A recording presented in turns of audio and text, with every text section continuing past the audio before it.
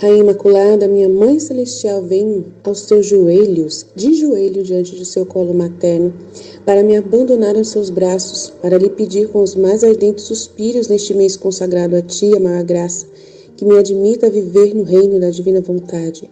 Santa Mamãe, você que é a rainha deste reino, me aceita como sua filha para viver nele, para que ele não seja mais abandonado por seus, mas sim povoado por seus filhos e filhas. Portanto, rainha soberana, a vós eu me confio, e todos aqui, para que tu guies nossos passos no reino da divina vontade. Agarrada à vossa mão materna, tu guiarás todo o nosso ser para que nós possamos fazer vida perene na vontade divina.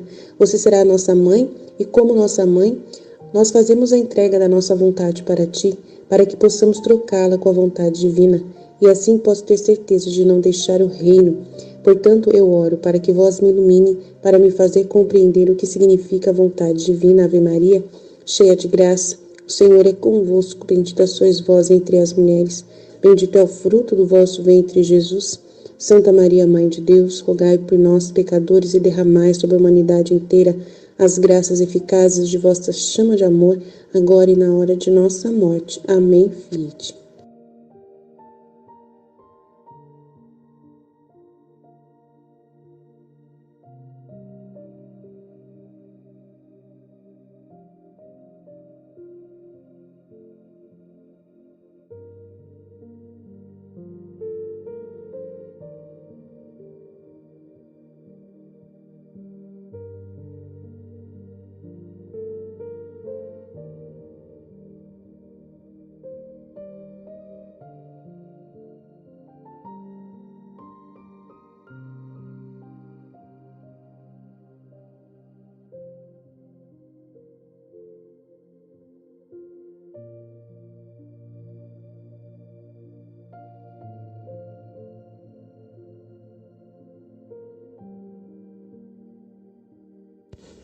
Em nome do Pai que me criou, do Filho que me resgatou, do Espírito Santo que me santificou, divina vontade e reino na minha vontade.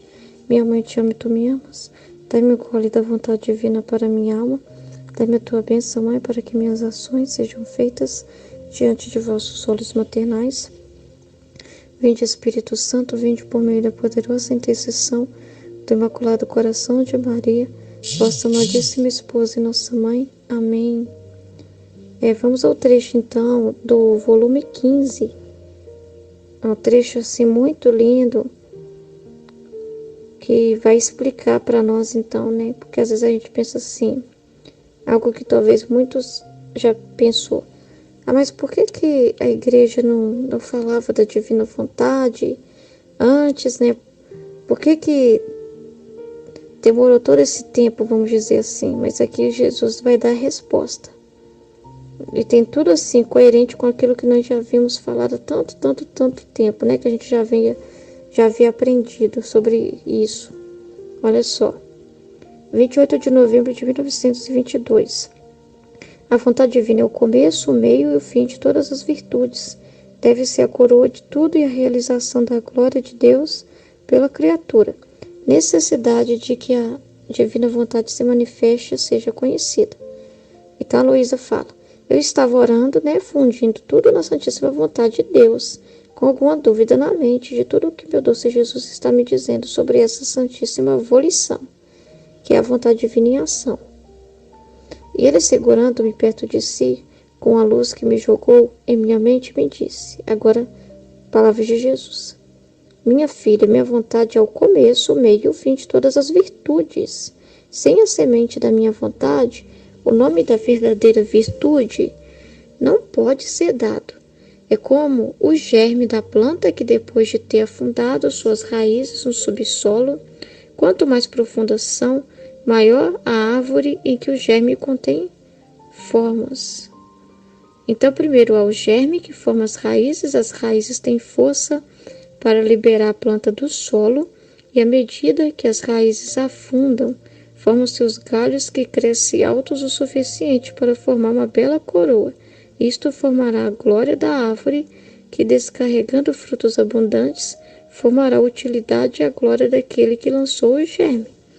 Então, essa é a divina vontade. Está comparando com o germe, uma vez lançado na terra, vai ter todo aquele processo de dar raiz, que a raiz é a força da árvore, né? Quanto mais profunda a raiz, mais forte é a árvore, mais alta é a árvore, mais frutífera é a árvore. Então a divina vontade é isso. E para ela ser a mais alta, né, a mais elevada santidade, foi necessário muito, muito tempo de profundidade, né? Antes dela ser liberada aí, né? Antes da planta ser liberada do solo, né? E antes mesmo aí de formar os galhos, né? E depois vir os frutos. Aí ele, olha só o que ele falou: esta é a imagem da minha igreja. Ó. O germe é a minha vontade, na qual nasceu e cresceu. Mas para cultivar a árvore leva tempo, para dar frutos em algumas árvores leva séculos. Olha só, mais preciosa é a planta, quanto mais tempo leva. Tá vendo a preciosidade da divina vontade? Porque tanto tempo, para depois, né, ser revelado aí para nossa Luísa, né? Olha o tempo que precisou, olha o tempo. Por quê? Porque para ser mais preciosa. Assim a árvore da minha vontade, que sendo a mais preciosa, olha, a mais nobre e divina, a mais alta, levou tempo para crescer e tornar conhecidos seus frutos, né? Para que a igreja conheça o germe e não exista santidade sem ela. Então ela conheceu os galhos, mas sempre em volta dessa árvore ele se virou, né? Não deu muita elegância, né?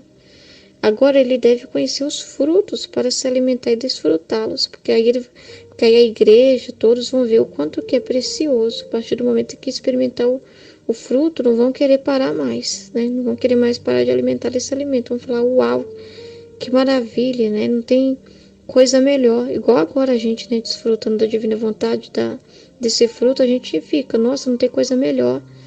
Que delícia alimentar todos os dias desse fruto, não é? Não é bom? Imagina que vai ser essa sensação também dos outros. E isso será toda a minha glória e minha coroa, e de todas as virtudes e de toda a igreja. Então o triunfo da igreja também vai ser esse aí, é o da divina vontade. É triunfo para todos nós, é glória para Deus. Entendeu? Agora, qual é a sua maravilha que, em vez de manifestar primeiro os frutos da minha vontade, eu os manifestei depois de tantos séculos? Se a árvore ainda não havia se formado, como eu poderia dar a conhecer o fruto? Não é? Está em processo ainda ali das raízes, né? De aprofundamento. O Senhor está trabalhando primeiro ali na raiz, porque essa árvore, gente, vai ser a mais alta, mais alta. Então, leva tempo. Você viu que o Senhor segue essa ordem daquilo que Ele criou? Ele não muda as coisas. Não muda, Ele segue essa ordem, né? Todas as coisas acontecem assim. Tudo na nossa vida acontece assim. O nosso conhecimento na divina vontade acontece desse jeitinho aí. Quanto mais profundos somos, quanto mais profundidade tem em nós, maior vai ser a manifestação do próprio dom, porque é de acordo com o conhecimento de cada um. Então, quanto mais se busca, mais está se tendo raiz. É a raiz também lá no solo, lá, ó, crescendo, se fortificando. Porque se a raiz não for profunda, não resistiremos ao temporal, à ventania, a tudo o que está sujeito a uma árvore, a todas as mudanças do tempo, a toda a ordem natural das coisas, tudo isso. Então a árvore tem todo um processo de renovação. Para resistir a tudo isso é necessário raiz, e raiz profunda, né? Se você tem, olha só, se você tem que fazer um rei, o rei não é coroado a menos que o reino, o exército, os ministros, o palácio sejam formados. Isso mesmo, né? Não tem rei sem um palácio tal, sem seu exército, sem tudo aquilo que forma o reinado, né? No final ele se coroa.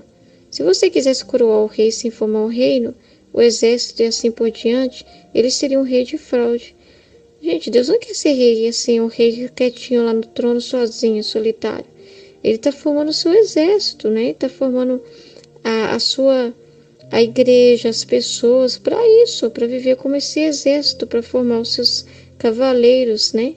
Ali, para fazer parte dessa corte celestial.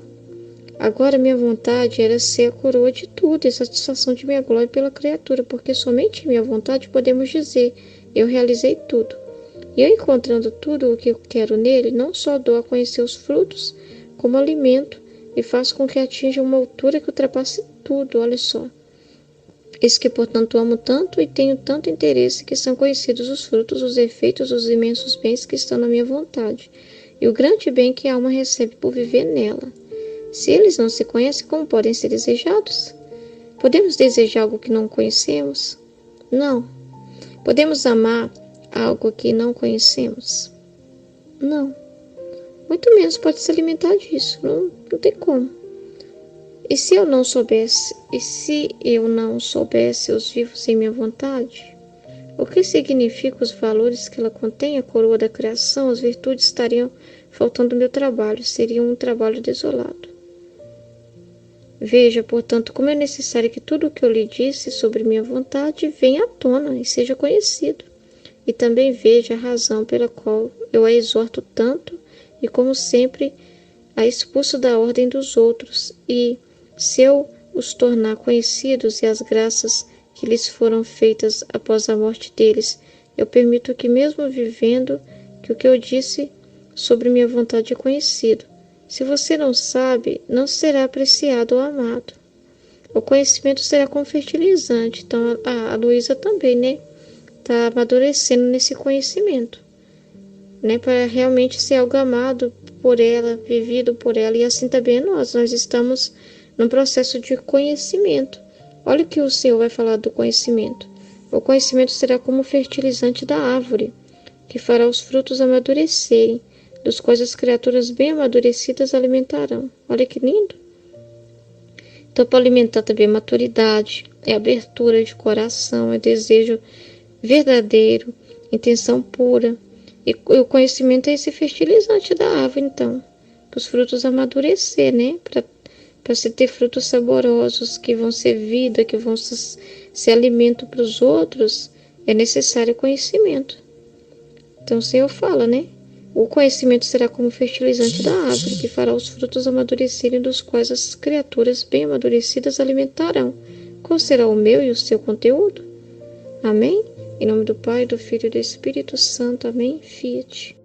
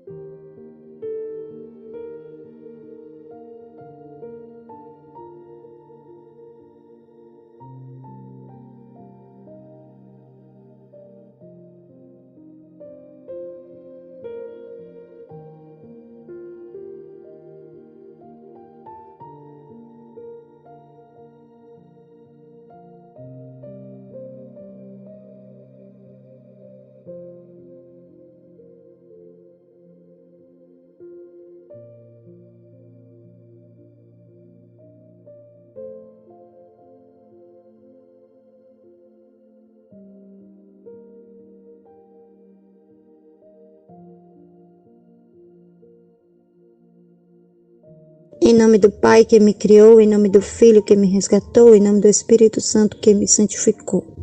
Divina vontade, reina na minha vontade. Ó minha mãe, eu te amo e tu me amas.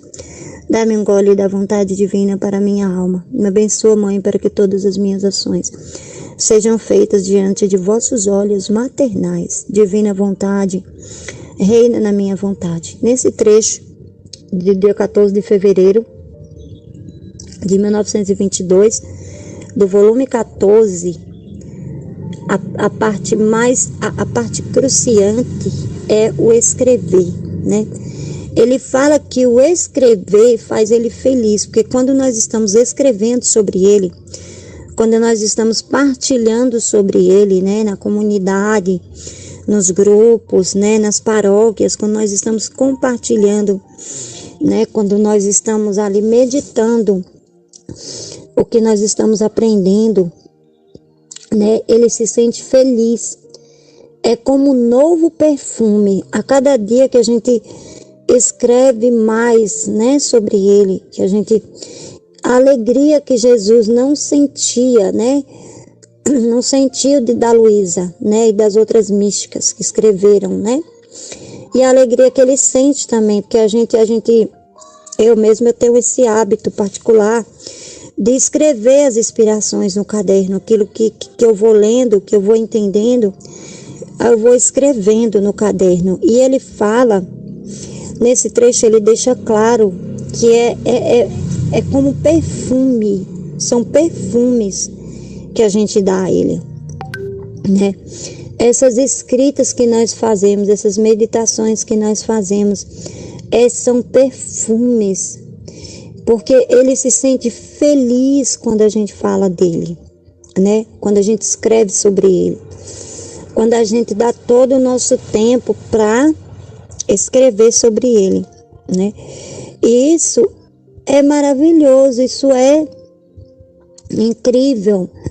Imagina o quanto de felicidade que Jesus não tem por tantos místicos que escrevem a verdade sobre ele, né? Como a Valtorta, Santa Águida, Maria Cecília Bage e tantos outros, né?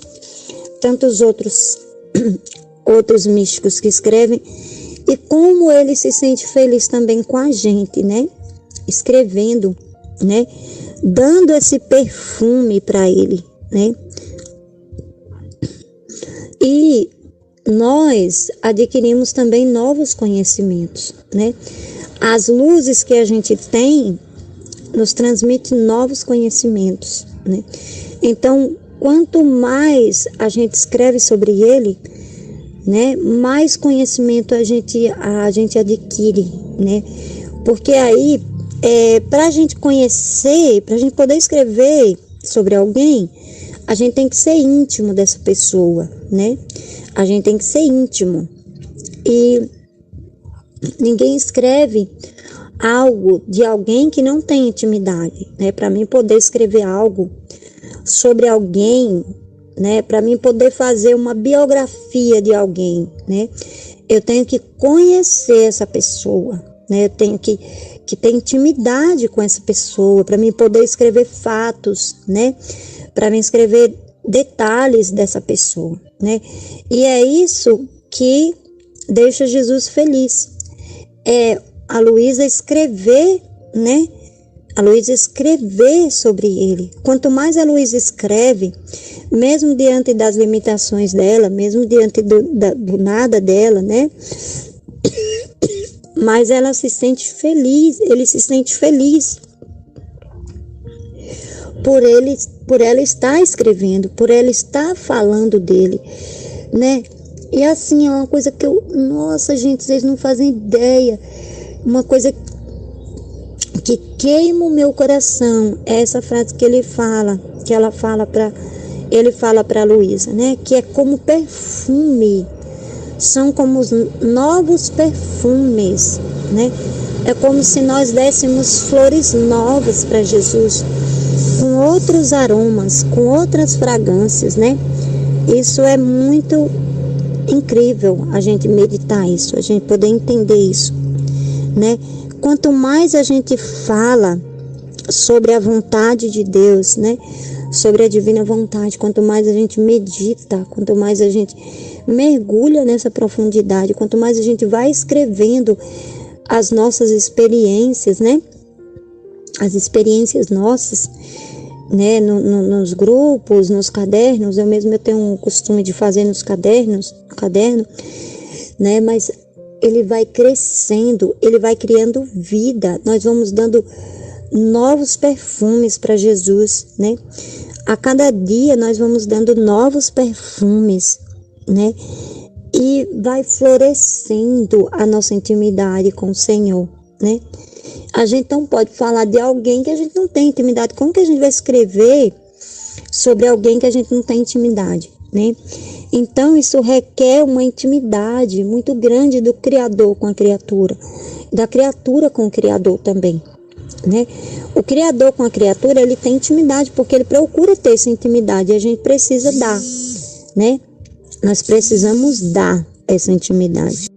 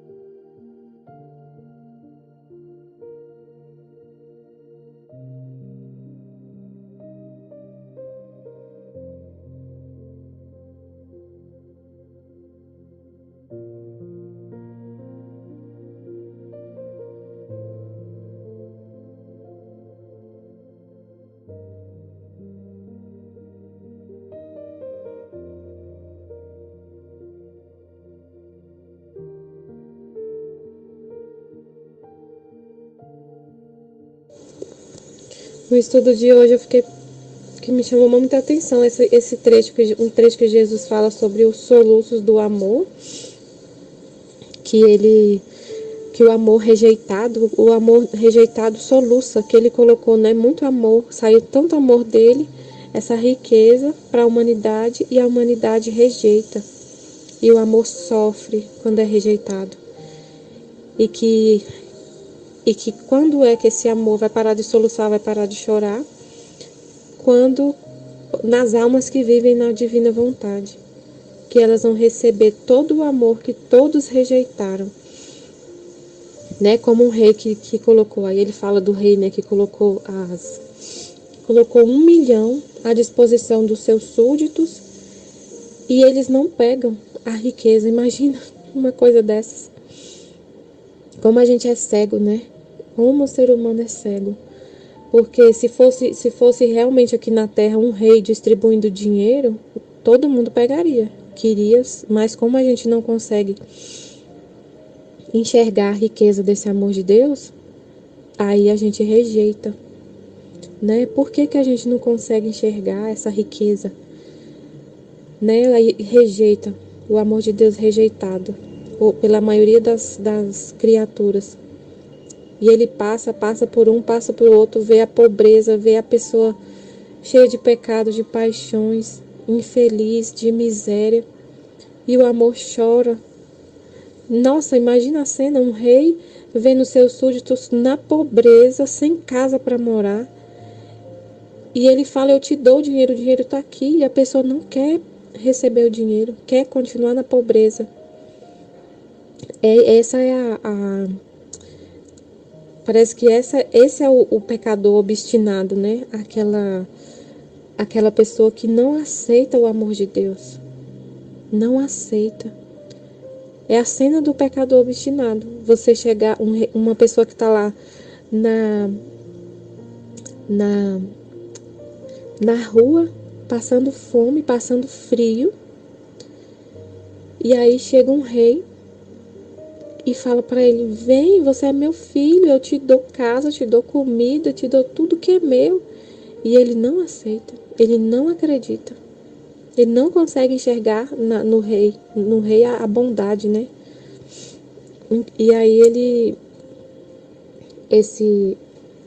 nesse trecho aqui do contentamento de Jesus, quando se escreve sobre ele, é uma das formas que ele desabafa esse amor, porque o soluço dele o soluço do amor é não se ver aceito, né? Não se vê aceito, rejeitado. E quando a gente escreve sobre Jesus, no caso ele falou de escrever. Nessa época não tinha celular para gravar áudio e mandar para milhões de pessoas. Muitas pessoas podem ouvir, né, essas partilhas. Com certeza ele fala também não só de escrever, é de falar sobre ele. Se ele fica feliz quando ele vê alguém escrevendo, e esses escritos, né? Ele via quantas pessoas iriam ter acesso a esses escritos. E ele já ficou tão feliz. Imagina um vídeo que a gente faz, uma partilha que a gente faz no canal do YouTube, que pode chegar em muito mais pessoas, muito mais, milhões de pessoas podem ver. Não só agora, às vezes a gente pensa assim, a gente faz um vídeo lá no canal no YouTube, poucas pessoas veem, mas o canal vai ficar lá, muita gente vai ver depois. Quando os inscritos da Luísa começarem a ficar mais né, conhecidos, o pessoal vai pesquisar na internet as palavras-chave, né, as hashtags, por causa das hashtags que a Aline coloca nos vídeos. Quando a pessoa pesquisa Divina Vontade, Luísa Picarreta, sempre vai levar pro canal da Aline. E Deus também conduz de forma sobrenatural as pessoas para conhecer o canal, né? O Espírito Santo, o amor, conduz a pessoa que quer, a pessoa que está buscando esse amor, que aceitou esse amor e Deus mostra para ela a história do amor, o livro do céu, a história do amor.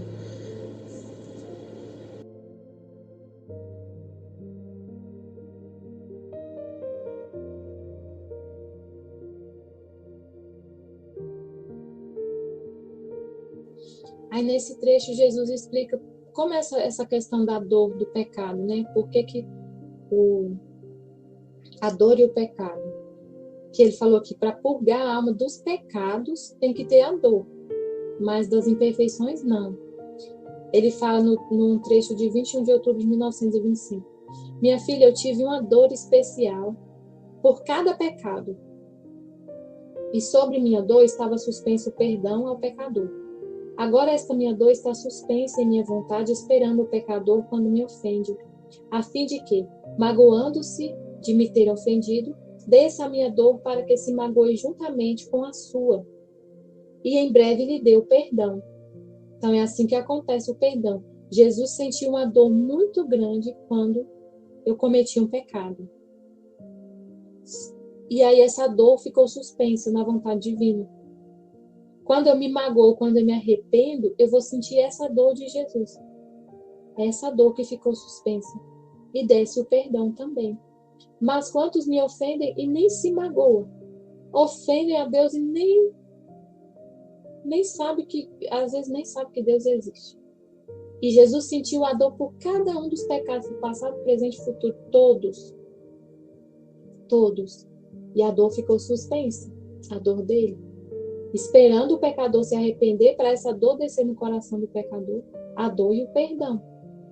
E minha dor e perdão estão suspensos em minha vontade como isolados. Imagina a dor, essa dor do pecado que Jesus sentiu está isolada na vontade divina, sem que, enquanto o pecador não se arrepende, a dor fica lá suspensa. Aí ele fala, obrigado, minha filha, obrigado por vir em minha vontade, a fazer companhia à minha dor e ao meu perdão. Continua girando em minha vontade, fazendo tua, minha mesma dor.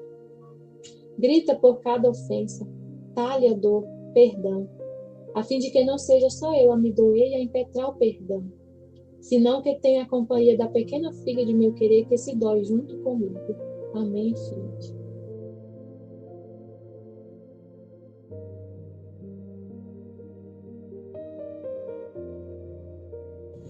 Aí eu fico pensando assim, quando a gente está rezando por um pecador, quando a gente reza por uma pessoa pela conversão de alguém, né?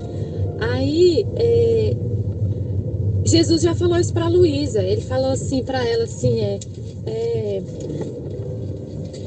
minha filha, ela estava no céu, né? Ela pensou assim que já ia morrer, ela estava toda feliz. É engraçado esse trecho.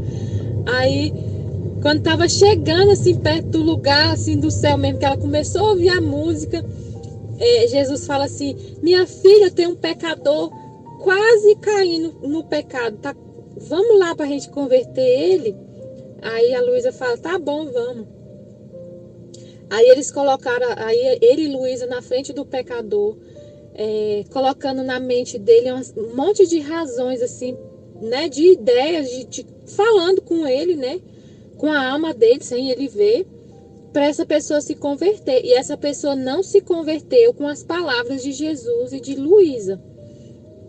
E aí Jesus falou assim, minha filha, volta para o seu corpo, e só você aceita voltar para o seu corpo e sofrer por esse pecador, para que o Pai tenha misericórdia e converta esse pecador? Aí ela falou assim, tá bom. Então ela tinha que sofrer. O que esse pecador não sofreu por causa do pecado dele, essa dor esses pecados que ele cometeu, Jesus sente a dor. A dor ficou suspensa, esperando o pecador se arrepender para sofrer essa dor também, que Jesus, essa dor tipo descer no coração dele.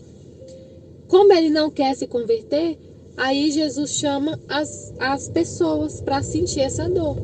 A Luísa ia sentir a dor e o Pai ia mandar uma graça mais forte, digamos assim, né? Mais eficiente para ele se converter. E aí Jesus mostrou para ela depois que essa alma tinha se convertido. Mas alguém precisou sentir essa dor que ficou suspensa. Eu entendi assim, né? Que alguém precisa sentir essa dor que está suspensa dos pecados. E tem que ser pessoas da família humana que estão aqui vivas na Terra. Porque Jesus fala que a gente é uma família só. E o que um faz por todos. Ele recebe como sendo feito, não olha para a pessoa só. Então, alguém sofrendo essa dor, ele pode usar de mais misericórdia ainda para a pessoa se converter. E assim acontece com toda a humanidade. A gente sofrendo junto com Jesus, vivendo na divina vontade e sofrendo junto com Ele, essa dor vai, né? A gente vai sofrendo essa dor junto com Ele e Ele tem mais misericórdia ainda, manda mais amor para a terra, para as almas se converter.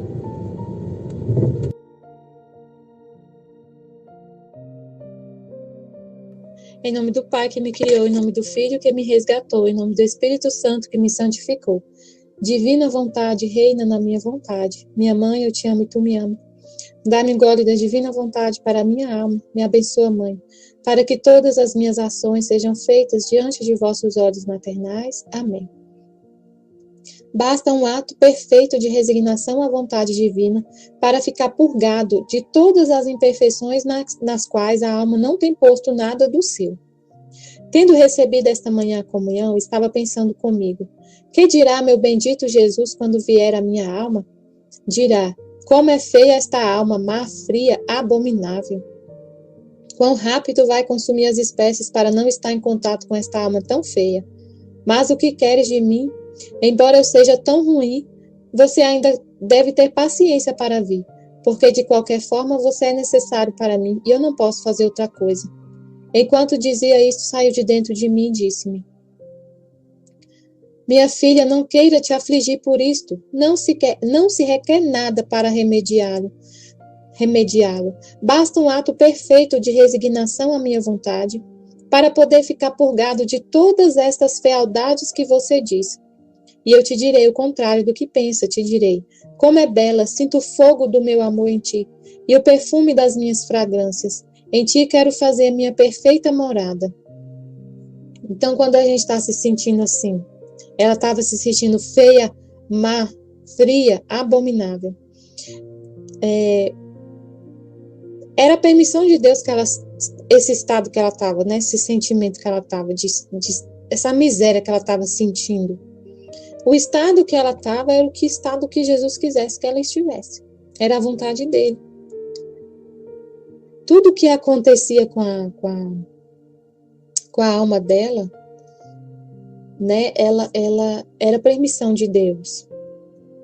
Esse processo, eu fiquei pensando assim, esse processo dela não entender que Jesus estava dentro dela, sempre que ela sentia a privação dele, e ficava procurando ele, saía do corpo, ficava procurando ele, ficava sofrendo, porque ela estava se sentindo privada dele, e ele falou várias vezes para ela que ele estava dentro dela. Então, ela sofria muito, porque ela queria ver ele. Ele permitiu que ela demorasse esse tempo para entender. Ele permitiu que ela sofresse. Esse sofrimento da privação era tudo que ele queria que ela passasse. Se ela entendesse já de cara que ele estava dentro dela e ficasse tranquila, ela não ia sofrer a privação. Né? Ela não ia sentir essa dor da privação. Mas ele queria que ela sentisse, porque esse era o estado de sofrimento dele também. Ele queria copiar na imagem, na alma dela, tudo que ele sofreu. Ele foi o que mais sofreu a privação, o abandono. Sentiu-se totalmente abandonado por Deus, pelo Pai, pelo Deus Pai, né? Sentiu-se totalmente abandonado lá no Getsemane, na hora da agonia no Horto das Oliveiras. Ele sentiu totalmente o abandono. Então, ele queria que ela sentisse.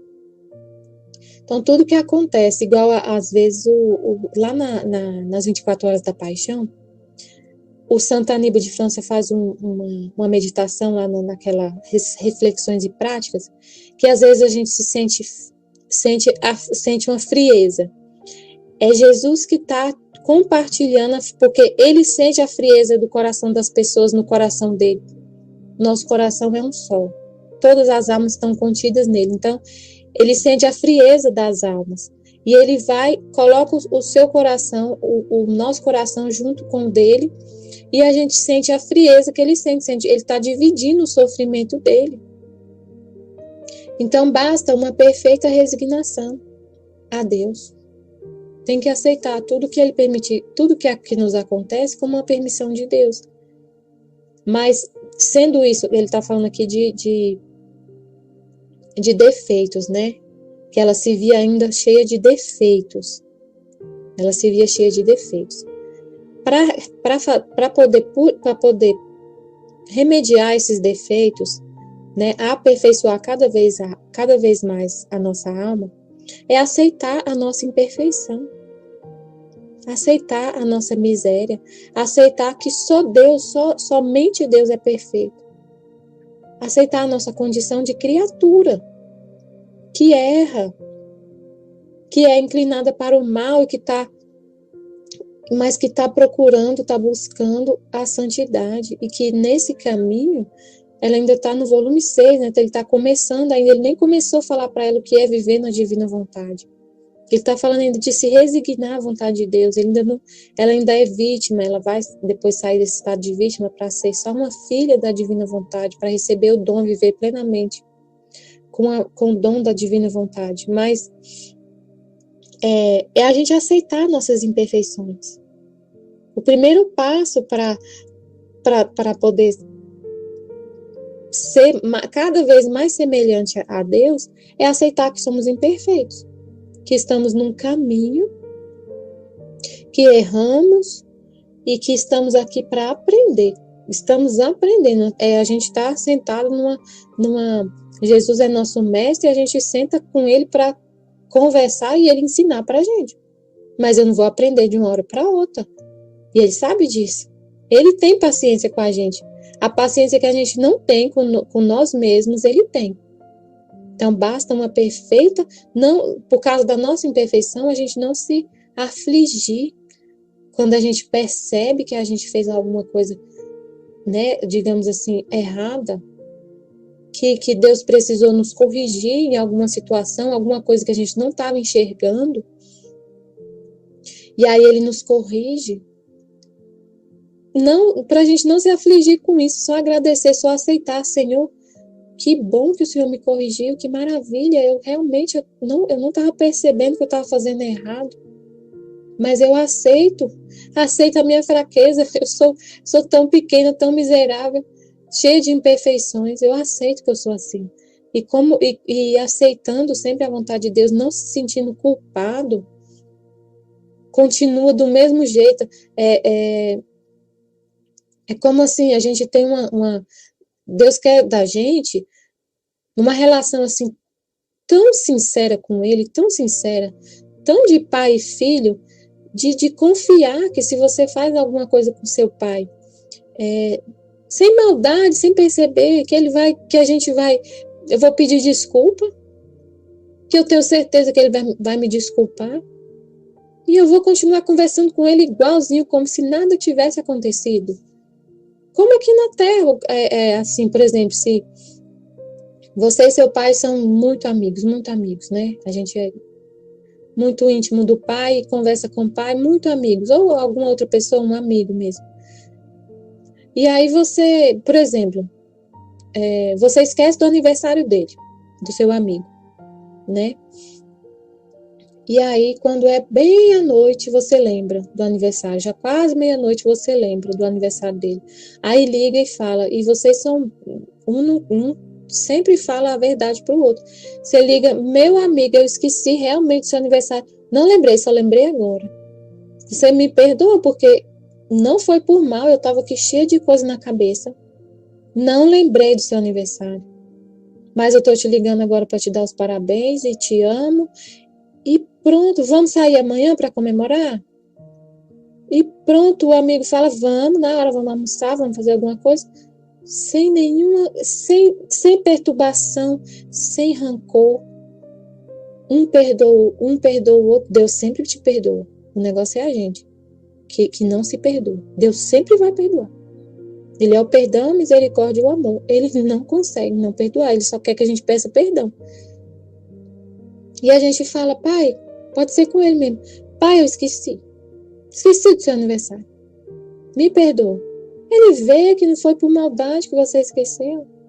E aí pronto, tudo resolvido. Agora você vai, já pensou a outra cena, né? Você esquece do aniversário de seu amigo. Aí você fica inventando um monte de coisa, um monte de desculpa. Nossa, eu esqueci do seu aniversário e é porque chegou gente aqui em casa o dia inteiro e não sei o quê. E aí eu não sei, eu esqueci. Mas é porque tinha gente aqui em casa e eu acabei me distraindo, mas eu tava lembrando. Aí, não, fala logo a verdade. Porque se você ficar mentindo, você vai ficar com aquela culpa. Ah, mas sabe, vai ficar aquele negócio, aquela coisa chata. Você mesmo vai ficar, o amigo vai te perdoar, independente do que você falar. Ele vai perdoar, mas você que vai ficar se sentindo mal diante dele, porque você não falou a verdade.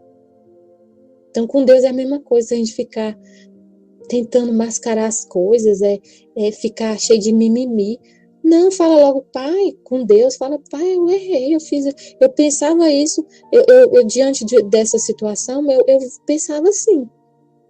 Mas não era por maldade minha. Se eu conhece meu coração, eu não fiz por maldade, Deus vai falar, sim, minha filha, eu sei que você não fez por maldade, é uma imperfeição da sua natureza, você é criatura. Bola pra frente, pronto, e beijo e abraço. Normal, sem nenhum rancor, sem ficar com vergonha, Não, tranquilo, tranquilo. Então basta se resignar. Resignar que a gente é um nada, que a gente é criatura, que está aprendendo, que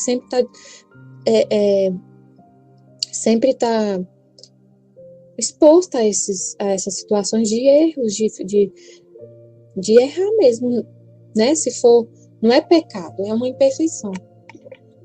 E aí desapareceu. Aí o confessor falou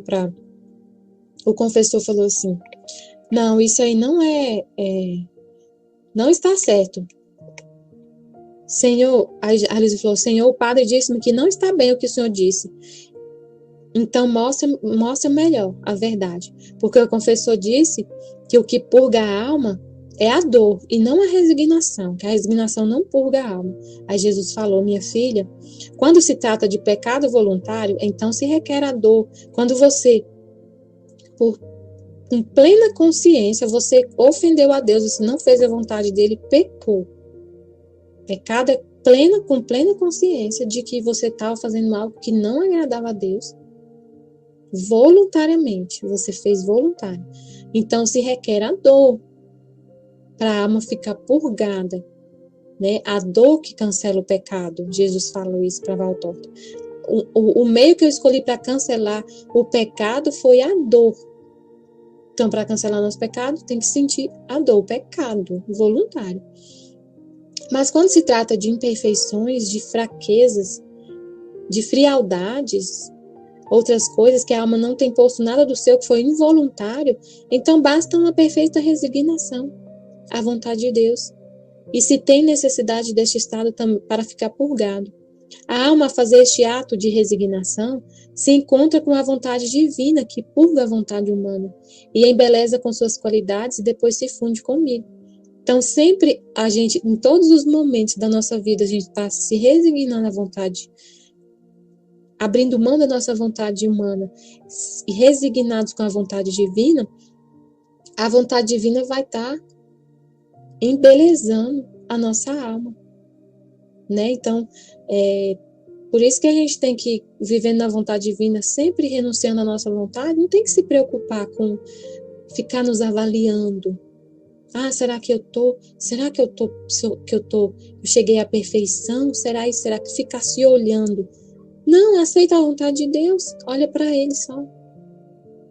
Renunciando à sua vontade humana, a vontade divina vai tomar posse desse local que você renunciou.